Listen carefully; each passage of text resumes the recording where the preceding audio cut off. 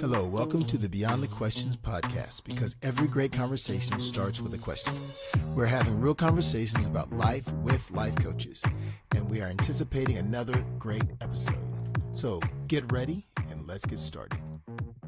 Hey everyone, welcome to Beyond the Questions. My name is TQ, and I'm here today with several other coaches. We are going to be diving into a topic called self-doubt. Everybody deals with this. I don't care whether you are just kind of going about doing whatever, or you feel like you're the CEO at some major corporation or whatnot. We all deal with this thing in ourselves where we go, I don't know, am I going to be able to do that? And so today we're going to talk about that. And as we do that, I want to give my co-hosts, my co-coaches, these awesome people that you see on the screen, I want to give them an opportunity to introduce themselves.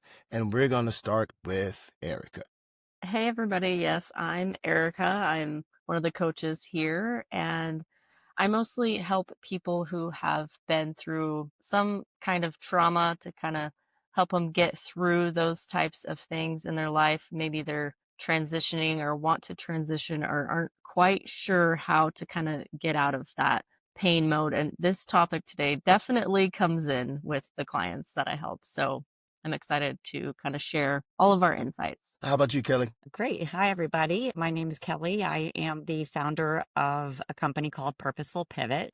And my purpose is really to empower accomplished women experiencing corporate burnout to make a mindful transition to their what's next. So hopefully after leaving a professional job and trying to figure out what you want to do at this stage of life, that I can help women get through that transition faster, because I lived it myself and it was a hard process. And so my mission is to help women get there a lot quicker than I did. So self-doubt really creeps in. And so I'm happy to talk about it today. So Awesome.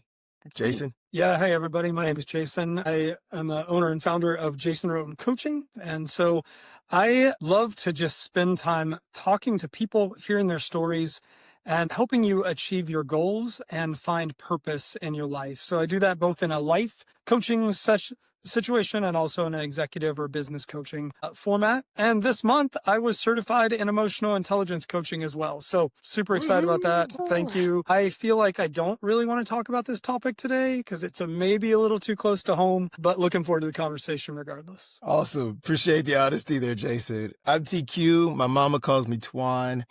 I'm in charge of or lead a organization called TQ Coaching Solutions. I'm a coach and I really love helping people get unstuck, especially those of you who may be creatives, entrepreneurs, just kind of starting something and you're going, I'm just stuck. I love walking people through that. And so that's why I'm here today. And I think we are ready to dive in. So self-doubt is sneaky. Like it's not something that you kind of just see coming on. Oftentimes it comes in a lot of different ways. It's kind of whispering at us and it just kind of shows up most of the time when we don't want it. And so one of my questions to us here to get going, well, before I ask the question, I want to read a definition of self-doubt that I got from Psychology Today. Okay. And the definition says, self-doubt is a feeling of uncertainty or lack of confidence in one's own self or one's abilities. And then it says it can lead to lots of things like anxiety, procrastination, self-esteem. So that's what I'm saying. It shows up in a lot of weird different ways. So what I would love to do is ask our team this. When we talk about self-doubt, what does it actually look like in every day? You know, I talked about it being sneaky. How does it like show up? How have you seen it show up? Maybe in your life or in others you've been coaching? I'll jump in. I think it shows up just very quietly. Like it doesn't show up loudly. It takes time. And I think, in a world where we all have so many differences, I think this is one thing that many of us have in common. And I think it shows up daily where it's, maybe you second guess yourself, or you said something in a meeting and you're like, oh, was that stupid? Should I have said that? Or it shows up, you're afraid to make a decision, or maybe you talk yourself out of doing something because you start to doubt yourself. So I feel like it's a lot of this just second guessing of ourselves. And when we know we're capable of things, but sometimes you just have that nudge in your mind where you start to second guess yourself. But it's a quiet nudge. So that's why I think it's hard to deal with sometimes. Awesome. Yeah. Yeah.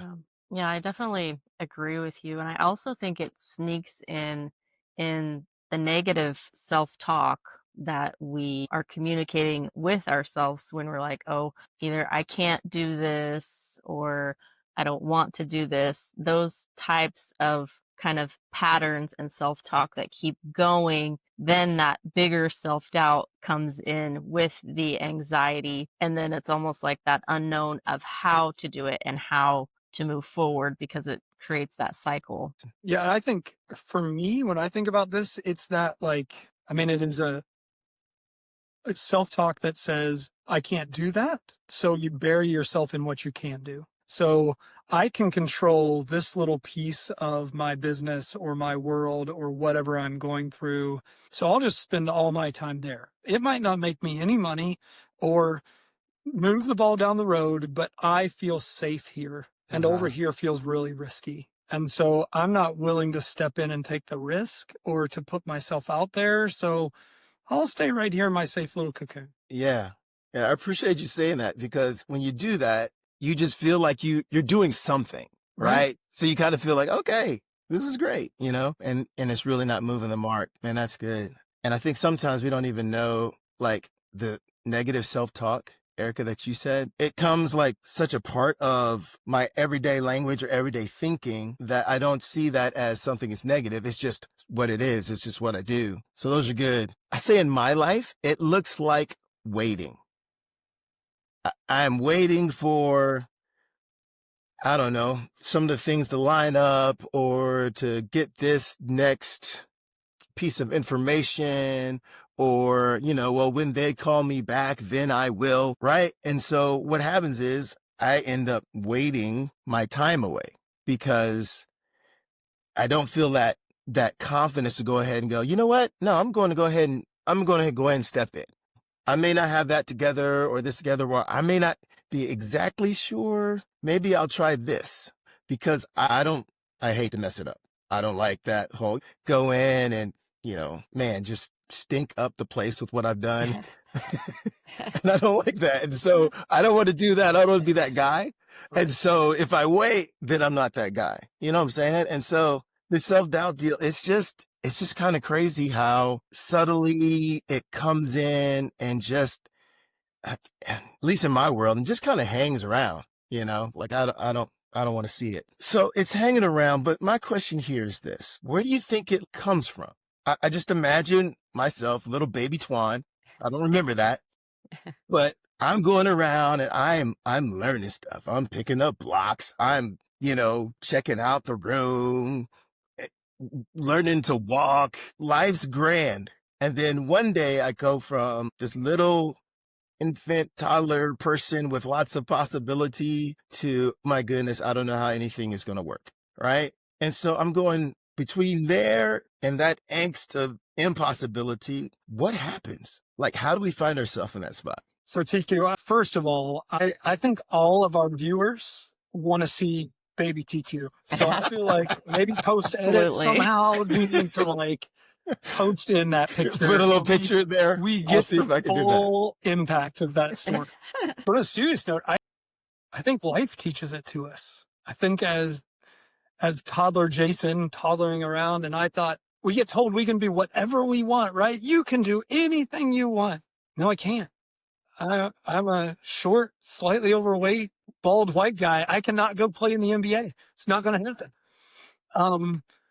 But I think we get told along the way, you can't. That's not a possibility for you. And then in that, we begin to write stories and narratives into our own life that build limits for us and that stop us from achieving more than we probably are capable of, because we start to believe our own story. Mm-hmm. Yeah, that's that internal story, right? How we perceive ourselves to be, while also, I think another thing that happens is our environment, and it's the external things that happen to us. And if we can't kind of quite figure out how to get through those rough areas and times of life, then it's kind of like all of this impact, right? When we've been told, oh, well, I can't actually go and be this NBA player. I've wanted to play basketball my whole life, or, something like that. And then we have an injury on top of it.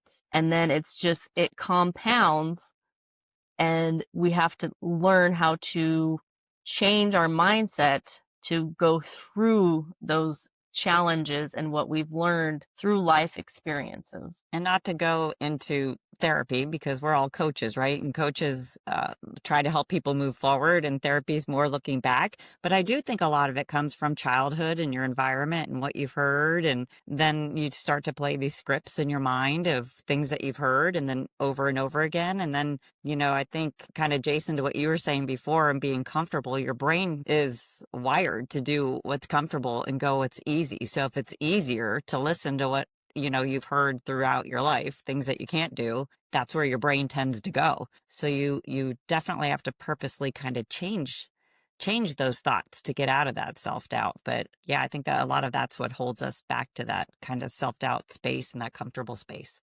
When we talk about our environment, I think I want to add sometimes, well, like Jason, you said, we hear we can do anything, right? And I think that's the story for many of us. You can do anything. Mom's like, yay, that's my baby in the stands. You know what I'm saying? But sometimes some people don't have that. All of those people that are close to them, first people they open their eyes to and see, have been the ones with the heavy negative messages of you can't, you're never going to be, etc. That's a large hurdle to overcome. Because, man, I mean, we don't even know what to call ourselves till somebody calls us something, right?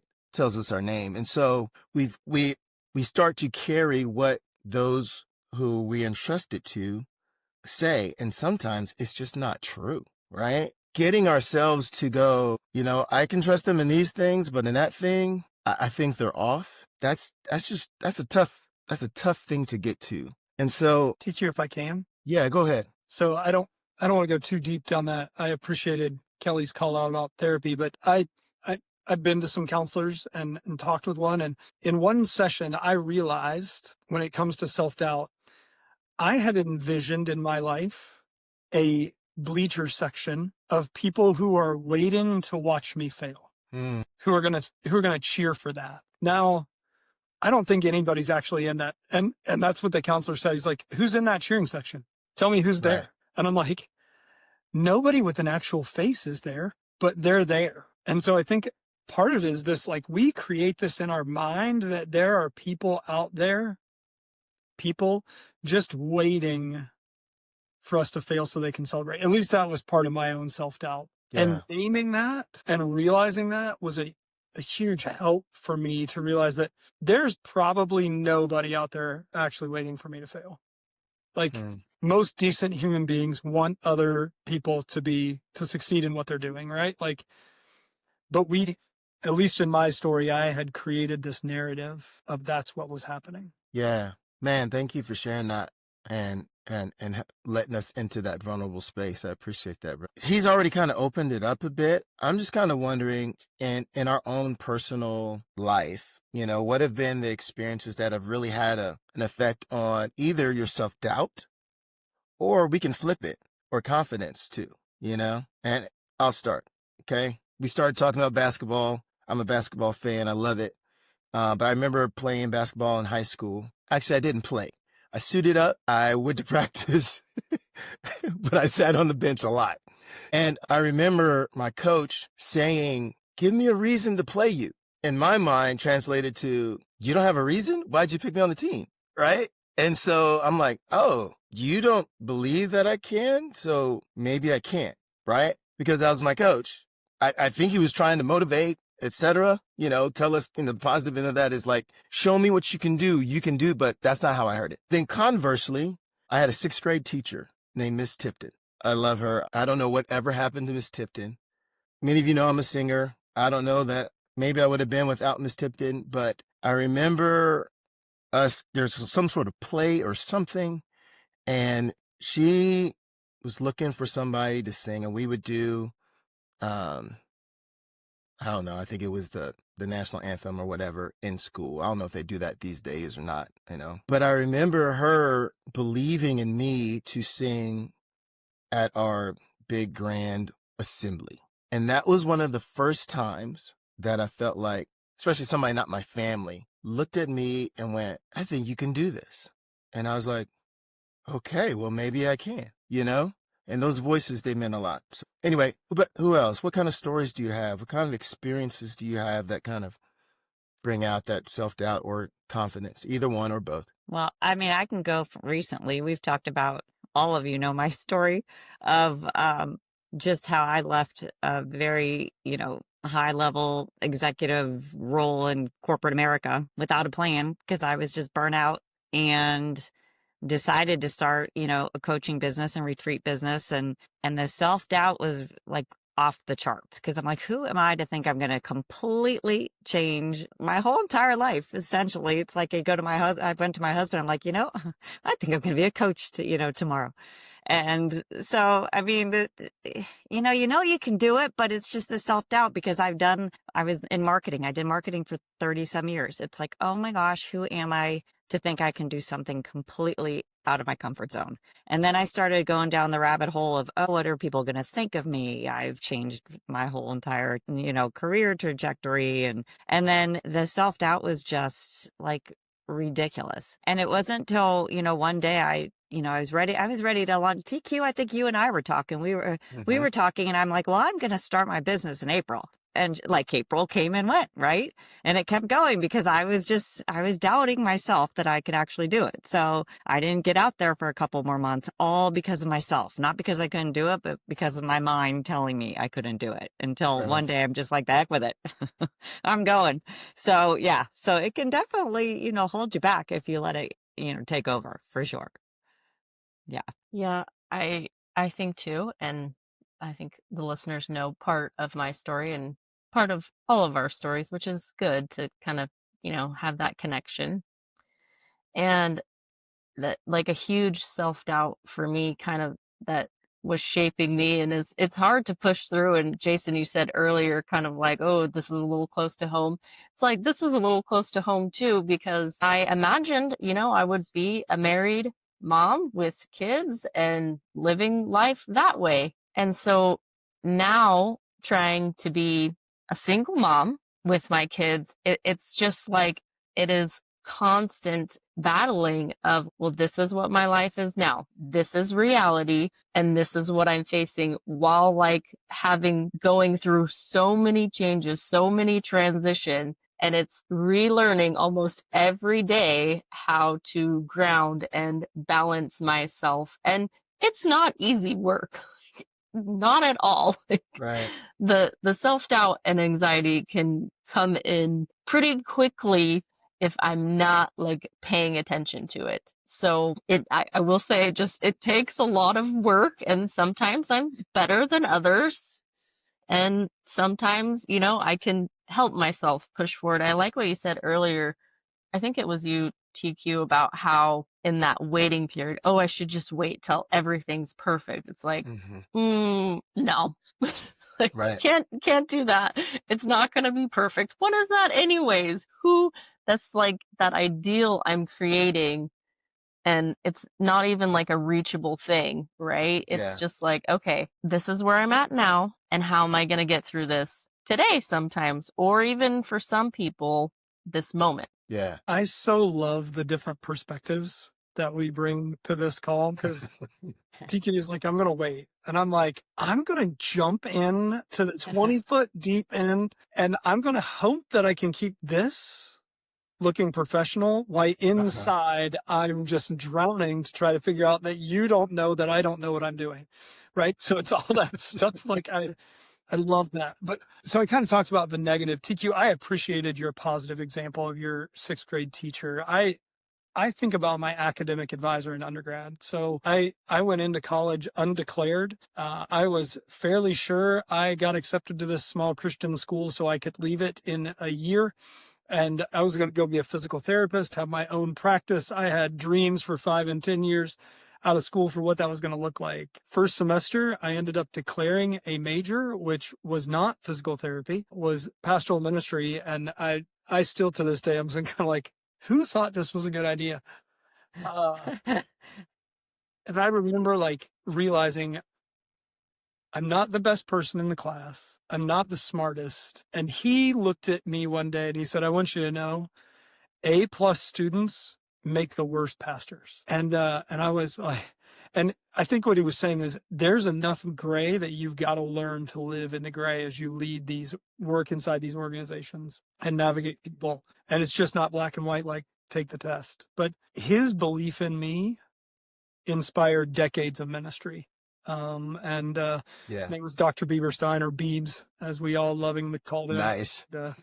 He's gone home, but yeah, spoke Yeah. a lot of truth into my life. I Oh, love man. that theme. I love the themes that there's other people that have to kind of help you along. Like sometimes you need people to lean on in a community of people. So whether it's teachers or advisors, or I've had friends that pushed me along, and Eric, I'm sure you rely on people to help you get through tough times.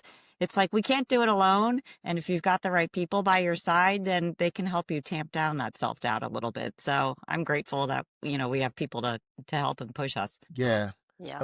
I'm glad you said that, Kelly, because the next piece here that I really want us to kind of dig our teeth into is how do you know which voices are true and what's not? Like, how do you, with your inner voice, you've got negative voices at you, you've got positive voices coming at you, and you're trying to go, okay, so what's the real deal here? Can I or can't I? Should I have confidence or should I not? How do we do that? How do you cipher through all of that? A good question.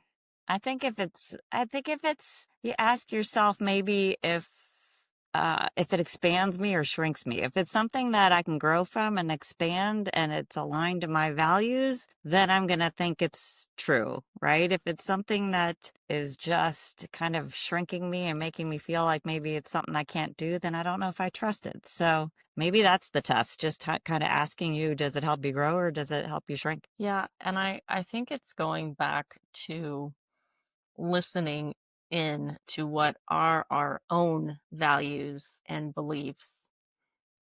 And sometimes we get in situations where we don't even realize where we're gaslighting ourselves because we're making decisions not based off of our own values, our beliefs. And like you said a moment ago, Kelly, like it takes a very like trusted group of people that we can go to with those questions like, hey, either I'm thinking about doing this, and it could just be even a little small thing. And, just being able to talk it out with somebody you trust to know, okay, is this really something that's coming from me? Or do I need to, which I want to be careful with my words here because not second guessing doesn't necessarily mean self-doubt, but is it going against like who I am as a person? Does that make sense? I think so. Can you put a little meat on that, the difference that you're saying there? Well, okay. So even in like, I feel like in me like stepping out into becoming a coach, and I feel I'm a little in between the no plan and then the just jumping and doing it, right? And whereas if I go back and I look at who I am as a person, I really enjoy helping people. And so what is coaching kind of on a very broad spectrum is helping people. Am I a little nervous about it? Am I a little scared? Yeah, I am. It's new. It's different. I haven't been doing this for a long time. Yet I actually just had this conversation with my friend the other day about how when we were in nursing school, you start out with one patient and you can only take care of one patient. And then as you continue to practice and keep going, all of a sudden you are realizing, then you have 2 patients and 3 patients and 4 patients, and you're doing it efficiently. And this kind of goes back to that, I was thinking about this when you were talking about that, like baby toddler, they continue to get up and walk. They fall down, but they continue to get up and walk, like over and over and over again. So even though I'm a little bit scared going forward in this, I'm going to continue to get up and walk and go over and over and over again until I get to that more fluid place. I don't have a whole lot to add to what Kellie and Ericka said. I think that values piece, I mean, that's the meat on the bones for me is, am I true to myself? Am I true to the values? The things I say that I want to be about, am I doing that? And Kellie, I loved the team analogy. So I've got a group of people who I talk to, and they know all the parts of Jason I don't want anybody to see. That team approach often helps me decipher what's true, because there's normally something that all of them or the majority of them are seeing that is resonating with me, that is where I think I should go or what I think I should do. Now, if there's one that's like an outlier, I think you still have to pause and consider that. But that the myriad of voices that in different ways seem to say the same things gives me a sense of peace about who I am or where I'm going. And I come back from all of those to my wife and I'm like, hey, so this person said this today. And she's like, I've been saying that for 3 weeks. I'm like, yeah, I know you have. It just sounded different when Dave said it. And so there's a lot of validation, I think, in that team. Yeah, I hear that. That's good. Having that team, and those values. I think I look back at my experiences. There's some things I do well in, and some things I don't. And that's just kind of my history. Okay, that's just what has happened. I can look at them and go, "Why didn't this happen?" or "Why did this happen?" Right? And what has been my history does not necessarily mean this is what's going to be my future. And so in the negative ones where I'm like, ooh, I did not do that well, right? And sometimes I'll self-doubt wants me to carry that into what's happening over here, right? What's happening in my future. Man, I heard another coach, the Simon Alexander Ong, I think is his name. He talked about how we can't look into our future with old data, right? Because we are people who grow. You know, I went back to the toddler me. I am definitely not the toddler that I was. Praise the Lord. Thank God. Right? I have grown. And so that doesn't just all of a sudden stop once you past teenage years or graduate or whatever you think that cutoff is.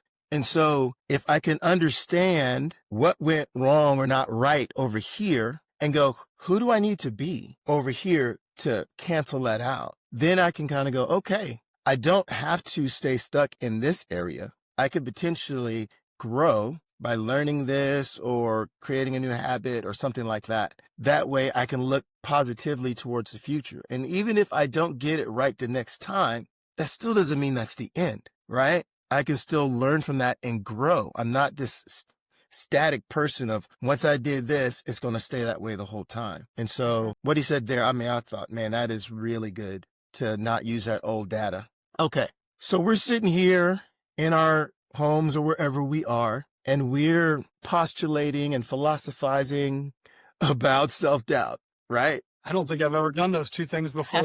Well, those are some big words. Welcome to the club. Welcome to the club. Well, how do we deal with it in real time? You're in the midst of something and wham, self-doubt comes, right? And you're like, how do I, in the moment when it's on me and I'm feeling the fear or the, oh no, or this is just like so-and-so said it would be, right? How do we deal with that in the moment? Like, are there some things that we can do that help us prepare now for that time?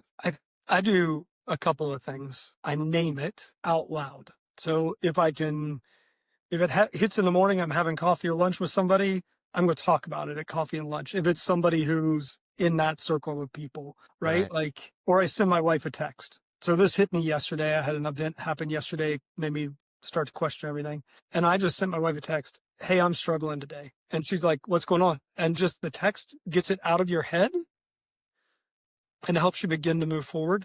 I'm going to be a little contrary to what you just said, TQ, but I think we're saying the same things. I like to look at the past successes, not to take that past data from the negative and bring it forward, but to be like, remember when you didn't think you could do that thing? Mm-hmm. And look how that thing turned out. And there's a sense in which I can then build confidence to do the big scary thing that's right in front of me right now, because I can see where I had inside myself or the team of people I worked with or whatever achieved that. So if you could do that, you can do this. Right. Yeah. It's good. Yeah, I wanted to say, I don't know if you've ever heard the saying before, Jason, but name it to tame it is it's very helpful. Yeah. I think that there's just like other practical ways. I know like I do some like neurosomatic intelligence exercises, and there's lots of different practices out there that could be breathing or tapping or there's so many different things. Even just I'm gonna admit, so here's my bag right here. I did a little bag breathing before we started our session to just kind of like help that, just that initial nerves kind of calm down. Mm-hmm. This podcast is not helping my self-doubt. I am the dumbest person on this podcast. What? That was a mouthful. That was a pretty big word, Eric. Oh my God. Somatic. What? NSI. Oh, It is helping, it's trying to help our nervous system be in, like communication with our body. Like a brief summation. Think about like your feet and the last time you actually like paid attention to where your feet are in space, yet your feet take you everywhere. And so there's just a lot of connections within that, and also actually can then go out to help with self-doubt. Jason, you and I are going to have to go like read up in some dictionaries, and maybe we can quiz each other for our next podcast. My favorite part of that whole thing was she said to keep us grounded and then dropped neurosomatic. I was like, I'm sorry, that doesn't feel grounded. This is my favorite part of them. I don't even know what that means, but okay, I guess we're grounded now. Thank you. Thank you for the explanation, Ericka. Yeah. I am not going to spend the rest of the day thinking about my feet, but I appreciated it. It was great. Oh, man. God, That's awesome. I'm here to help. So the question was like, in real time, how do we combat, this self-doubt when it comes? So, well, you know what I do in a bit, well, kind of not in real time, but in advance, if I know I've got something big coming up, I'll go back and like I saved, emails or letters or things that people sent to me that were complimentary of things that I've done or accomplished. And I say I have them all in a file on my computer. So if I need to, a little kick of self-confidence, I go back and I read them because I'm like, look at all these people that had confidence in me and thought well of me. Why aren't I thinking that way? And so that helps. That's just kind of something to do in advance, but it kind of puts you in the right frame of mind if you're going to do something big. absolutely. And while I did ministry, I kept a file of what I'd call good notes as well. So I get that. I'll say I pray. Like even before we started, these guys, we're getting ready, and I was kind of scrambling to get stuff done, and there was this nervous energy, like, "Whoa, Twan, don't jack this up," And so I was like, "Well, I guess I better give it to something higher than me, because, man, I need some help." So I want to give our listeners any last kind of, if there's like one mindset or habit, we've kind of dipped into that already, but if you've got like one thing you would say, man, when you're fighting self-doubt, shift this or try this, what would that one thing be? Kind of our famous last word segment, I guess. Ericka, any big words? Jason and I are afraid to talk now, so you guys should just take us home. Supercalifragilisticexpialidocious. Change your mindset. Say a big word. That's fun. No, I mean, I think it goes along the lines of what we've just been kind of talking about this whole time. And it is, maybe you don't have that community or small group of people, and finding that, right? Or even these small practices, which, like I said earlier, they take work and it takes practice to get there, right? If we've been in a not good place or in that, say, negative self-talk, like you may need to get a coach or go to therapy or take a little bit of that, what feels like a risk step, to then, change the trajectory of what it feels like you're going on, right? Like, okay, well, I'm going to do something different. This isn't working out. What can I do different to get, even if you don't know where you want to go, but to just change where you're at now? Cool. Yeah, kind of along those lines, I think everyone should just at least do something once a week that's uncomfortable. And just, if you step into the uncomfortable, that's where courage grows from. You got to try it. And that's what helps you grow. So I think once a week, you should try to step into something uncomfortable. Yeah. Love it. One thing I haven't said yet, and I'll just add it to, I want to say I loved Kellie's encouragement note idea. Everyone should have that file. The other thing I think, if you're starting to talk that way to yourself, go put on some headphones with some angry music and go do 30 minutes of cardio. And you're going to feel so much better. I'm sure there's science behind it. Ericka can probably use all the big words to explain it, but you're just going to feel better. And there's a release that just kind of comes out. And so I think so many times we want to say, I just need to get my head right so I can get my body right. Or I just need to get my body right so I can get my head right. They're so linked. So I think angry music, 30 minutes of cardio, feel better. Yeah, that's good. Yeah, getting that energy out. Yeah. Man, I would say to all of our listeners, you just need to know that you're amazing. I used to watch these videos. I looked it up before coming on this podcast, but it was People Are Awesome. I don't know if y'all ever saw those, but you've got people flipping, riding things, doing all kinds of this crazy, amazing stuff. And we're all human. That's one thing we have in common. And you have gifts. You can do stuff. It's not just those amazing people. Humans are amazing. For goodness sake, we put people on the moon, or at least they say, if you're a conspirator. Okay? That there have been amazing things that we have done, right? And you're one of those folks. And so just remembering that when self-doubt comes in, wants to make you think you're not one of those people, but you are. Tune in next week for conspiracy theories we all believe. And Jason and I are going to come with one big word next week. Yeah, what's your big now. I'm going to start reading my dictionary this week for sure. Man, oh my goodness. You guys are awesome. I love being on this podcast with you. Hey, to all you guys who are listening out there, we want to thank you for being a part of Beyond the Questions with us. We love that you're here. And if you feel like, man, I think I want to go farther, we just want to let you know that all of our information is in the description. Check it out. We would love to talk with you and share with you where we've been and help you get to those goals that you're looking to get to. All right. Thanks again for being with us. We will see you next time on Beyond the Question. Thanks, everybody. Thanks for listening to this episode of Beyond the Questions. Be sure to subscribe so that you can stay up to date concerning future episodes. And if you would like to connect with any of the hosts on Beyond the Questions, their contact info is linked in the description below. Thanks for stopping by, and we will see you on the next episode of Beyond the Questions.